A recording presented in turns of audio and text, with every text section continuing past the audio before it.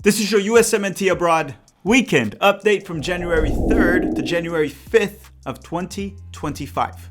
Hello. If you're new here, I'm Filippo and welcome to Tactical Manager TV and welcome to the US Men's National Team Abroad series where every single Monday we update you on how the Yanks did abroad over the weekend. Now, I have nothing to say before this episode starts. Unfortunately, I have no dad jokes.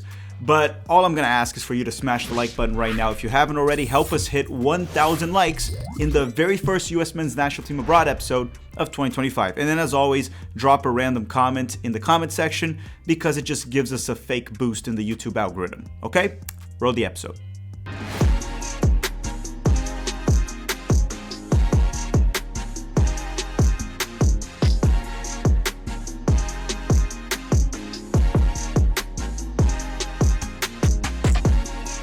Okay, so as always, we start with the top 5 leagues in Europe, the first one being the English Premier League. However, this weekend, I ate at Olive Garden, and I'm feeling very Italian. For that reason, we're actually going to start with the Americans that play in Italy this weekend. The first 4 being Christian Pulisic and Musah from Milan, and Weston McKennie and Tim Weah from Juventus, because they clashed over the weekend for the Supercoppa Italiana semifinals.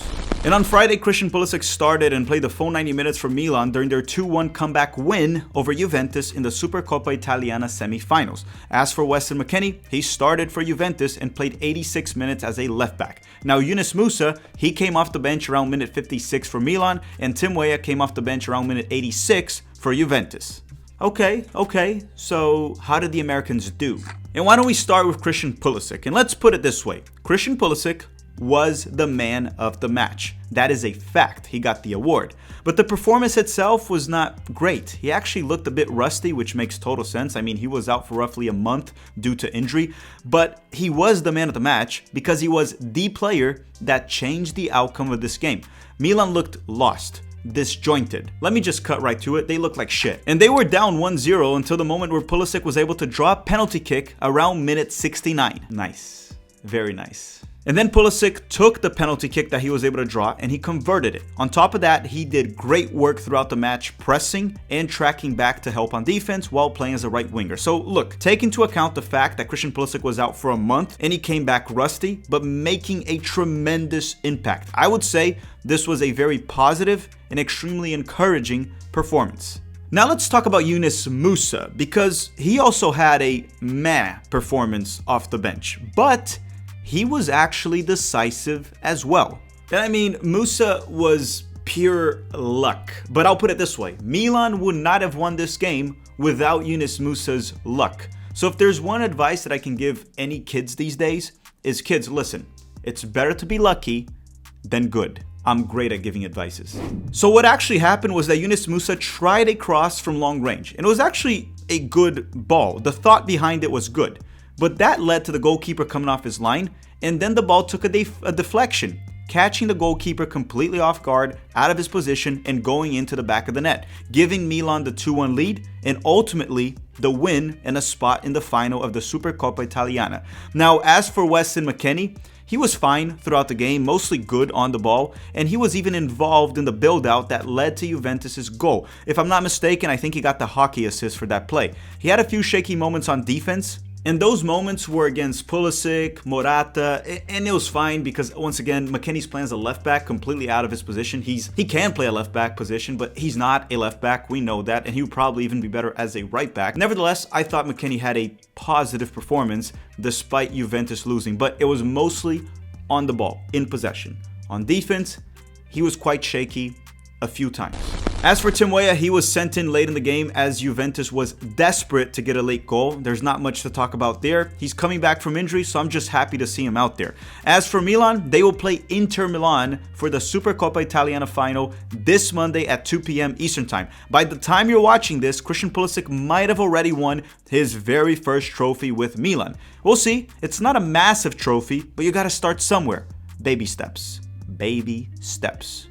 Still in Italy, we have Gianluca Busio from Venezia. And on Saturday, Gianluca Busio started and played the full 90 minutes for Venezia during their 1-1 draw with Empoli in the Serie A. With this draw, Venezia continues to be balls deep into the relegation zone. Okay, now let's go to England and talk about the Americans in the Premier League. Now keep in mind, before we continue this episode, I'm recording this with a massive fever, and flu-like symptoms. This is like my Michael Jordan flu game, except for I'm not Michael Jordan. I'm just taller Tom Cruise, so bear with me here. First and foremost, let's start with Chris Richards and Matt Turner from Crystal Palace. And on Saturday, Richards started and played the full 90 minutes for Crystal Palace during their 1-1 draw with Chelsea. And I saw a lot of mixed takes on X about his performance, which makes total sense. He had a goal-saving tackle throughout the game, which was brilliant, but he also got torched by Jadon Sancho in the goal that Palace conceded. It was a weird game from Chris Richards where he had some incredible moments and some very rough ones. He did also have plenty of other issues, not just getting torched by Jadon Sancho once, especially when he was caught high up the field, but most of the time, when they had their defensive structure set, Chris Richards was fine. I'll put it this way, it wasn't a terrible performance, but it was an inconsistent one. Oh, and Matt Turner, he kept the bench warm the full 90 minutes. Next up, we have Anthony Robinson from Fulham. And on Sunday, A-Rob started and played the full 90 minutes for Fulham during their 2-2 draw with Ipswich in the English Premier League. So Fulham continues to play A-Rob more as a wingback rather than a left back. But the big news for A-Rob this weekend was that he won the US Men's National Team Player of the Year award, even taking down Christian Pulisic. And honestly, it was very much deserved. He has been the most consistent US Men's National Team Player abroad over the past 2 to 3 seasons, and I'm pretty sure when people voted, they took into account club and country performances. Pulisic winning would have been fine, it makes sense too, but I think for this year, it was Anthony Robinson's turn. Last but not least in England, we have Tyler Adams from Bournemouth. And on Saturday, Tyler Adams was back from injury and he started off the bench while being subbed in the 70th minute for Bournemouth during their 1-0 win over Everton. And I thought he looked good during those minutes, mostly defensively, but I thought he looked good on and off the ball and even got a very smart yellow card, if that makes any sense. I'm just happy that he's back. Being out last week due to injury was quite concerning due to his track record. But again, he came back, played 20 minutes, and he looked good, looked fine. Looked like the Tyler Adams we are accustomed to seeing. Okay, next up would have been the Bundesliga, but the Bundesliga won't be back till January 10th, which is next weekend. But we do have one update because we have a new American abroad. James Sands leaves New York City FC to go to St. Pauli in the Bundesliga. He'll get a loan. It's a loan for 6 months, so it's essentially till the summer, and they can renew it for an entire season. So it's essentially an 18-month loan, where maybe he'll stay in Europe, maybe he won't. James Sands failed when he went to Rangers in Scotland a few seasons ago. I believe it was 2 or 3 seasons ago. But you know what? Props to him. He failed once in Europe, went back to MLS, got his confidence back up, gained more experience, and now he's challenging himself once again. He's not letting himself get comfortable. I'm wishing him the best of luck in this new journey. And James Sands, welcome to the US Men's National Team Abroad series. Or shall I say, welcome back. Okay, time to go to Spain and talk about the Americans that play in La Liga. Except for this weekend, there were no La Liga games. They played in the Copa del Rey. And why don't we start with Luca de la Torre from Celta Vigo. And on Sunday, Luca didn't even make the bench for Celta in their Copa del Rey match. There were also no reports of an injury. And I've been saying this for the past 2 months. He has to leave Celta Vigo, and he's also expected to leave Celta Vigo this January. With that said, where should Luca de la Torre go? In my opinion, he should go to the Eredivisie. He knows that league, he's played well in that league. Just go to one of the top 6 to 7 teams, and he should be fine.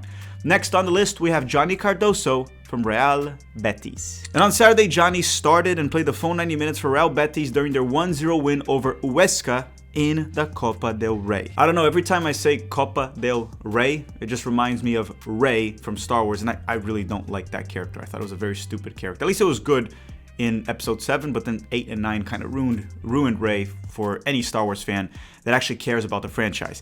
Now, with that said, let's leave Spain and go to France so we can talk about the Americans in Ligue 1. Now, Caleb Wiley and Floating Balogun, they're still out injured. I mean, Balogun should be out all the way till March or April. So let's skip those 2 players and start with Mark McKenzie from Toulouse. And on Sunday, McKenzie started and played the full 90 minutes for Toulouse, helping them hold another clean sheet during their 1-0 win over Lens.